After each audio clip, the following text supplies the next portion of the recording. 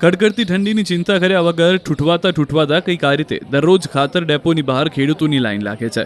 ખાતરની ટકટકના દ્રશ્યો વાવ-થરાદના સંઘ ખાતેના છે. એક તરફ ખેડૂતોએ શિયાળુ પાકનું વાવેતર કરી દીધું છે. રાયડો, ઘઉં સહિતના પાકનું વાવેતર કર્યું. હવે પાકને ખાતરની જરૂર છે ત્યારે ખેડૂતો હોંશે તાલુકા સંઘ ગોડાઉન ખાતે ખાતર લેવા તો પહોંચે છે, પરંતુ અહીં પહોંચ્યા બાદ એક થેલી પણ ખાતર નહીં મળતા લીલા મોઢે પરત ફરવું પડી રહ્યું છે. ખેડૂતો જાણે ખાતરની ભીખ માંગતા હોય તે રીતે થરાદ સંઘની બહાર લાઈનમાં લાચાર બનીને બેઠા રહે છે. વારો આવે ત્યારે એક થેલી ખાતર પણ નસીબ થતું નથી. કેટલાક ખેડૂતો તો અઠવાડિયાથી દરરોજ ધક્કા ખાઈ રહ્યા છે, પરંતુ ખાતરની થેલી પણ જોવા મળતી નથી. ત્યારે વહેલી તકે ખાતર મળી શકે, કૃત્રિમ તંગી દૂર કરવા માંગ ઉઠી છે.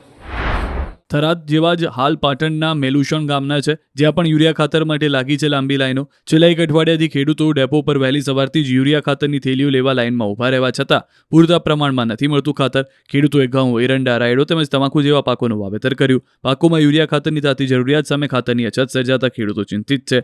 1 વીઘાના વાવેતરમાં 3 થી 4 યુરિયા ખાતરની જરૂરિયાત સામે ખેડૂતોને કલાકો સુધી લાઈનમાં ઊભા રહ્યા બાદ માત્ર ₹1 ખાતરની થેલીથી સંતોષ કરવો પડે છે.